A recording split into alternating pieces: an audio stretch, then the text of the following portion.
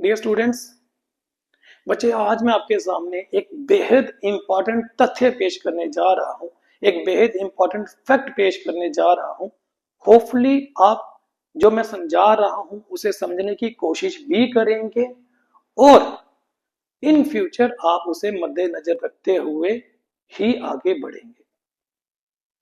कहते हैं कि जब किसी देश की काफी महान हिस्ट्री हो, सिविलाइजेशन हो, उस देश में काफी ज्यादा इंटेलेक्चुअल लोग हों, तो वो देश जो है वो काफी प्रोग्रेसिव रहता है। और ऐसे देश को अगर आप खत्म करना चाहते हैं तो सबसे पहला स्टेप होता है कि उस देशवासियों के लोग जो हैं उनको उसके रूट से अलग कर दिया जाए, ताकि वो अपनी सभ्यता के बारे में सब कुछ ना जाने। फिर उस देश को ये यकीन दिलाया जाए कि जो दूसरा देश है उनकी जो इन्वेंशन है, उनकी जो डिस्कवरी है वही महान है, ताकि इसको ग्लोरीफाई करें।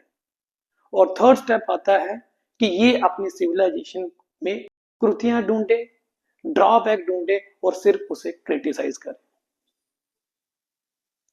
मैं ये उदाहरण इसलिए दे रहा हूं क्योंकि जैसे ही मैं आपके सामने एक टॉपिक साझा करूंगा फिर आप समझ जाएंगे कि मैंने ये सब कुछ क्यों बोला। आपने अगर साइंस पढ़ी हुई है, चाहे छोटी क्लासेस में ही पढ़ी होगी, तो आपने थ्योरी पढ़ी होगी, डाल्टन थ्योरी, जो कि एटम से कंसर्निंग है, जिसे बोलते हैं atomic theory, given by the Dalton. उस एटॉमिक थ्योरी जो डाल्टन ने दी थी, उस थ्योरी में क्या बोला हुआ था, मैं उस कुछ स्टेप्स आपके साथ डिस्कस करता हूं। सबसे पहले उसने बोला कि किसी भी सब्सटेंसेस को हम लोग ब्रेक डाउन करते जाएं तो अल्टीमेटली एक ऐसा यूनिट आता है जो फर्दर ब्रेक डाउन नहीं होता, उसे हम एटम कहते हैं। फिर उसने बोला कि एटम जो है वो इनडिस्ट्रक्टिबल है, उसे फर्दर डिस्ट्रॉय नहीं किया जा सकता।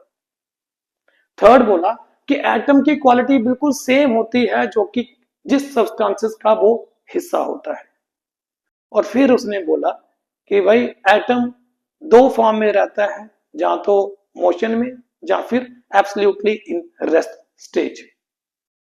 लेकिन क्या आप जानते हो कि डाल्टन जब पैदा भी नहीं हुआ था, उसके 2600 से लेके 2800 साल पहले, अराउंड अबाउट 600 टू 800 बीसी की बात है, गुजरात में एक लड़का था, एक बच्चा था जिसका नाम था कश्यप। ये बच्चा जो है वो एक असाधारण टाइप का बच्चा था, मतलब काफी ज्यादा इंटेलेक्चुअल बच्चा था, जो कि आसपास की चीजों को तो देखता ही देखता था, लेकिन एक हटकर सोच रखता था। क्योंकि वो इंडियन सिविलाइजेशन का हिस्सा था, तो उस टाइम पे क्या होते थे कि कोई भी फंक्शन हो, कोई भी फेस्टिवल हो, तो चावलों को बिखेरा जाता था घर के बाहर।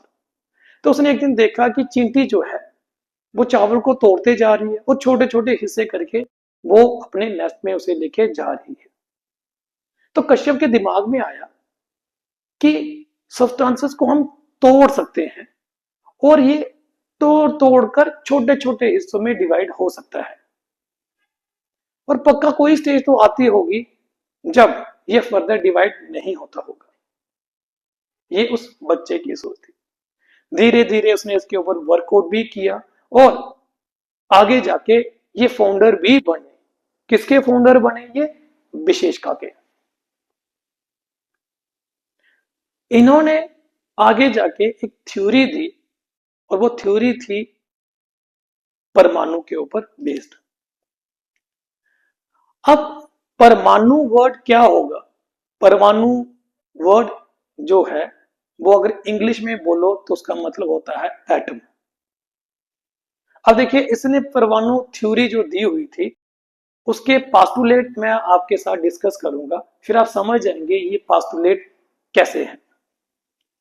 इसने बोला कि कोई भी सब्सटेंसेस है उसे हम ब्रेक डाउन कर सकते हैं और वो ब्रेक डाउन होते जाएंगे, अल्टीमेटली एक स्टेज आएगी जब वो फर्दर ब्रेक डाउन नहीं होगा।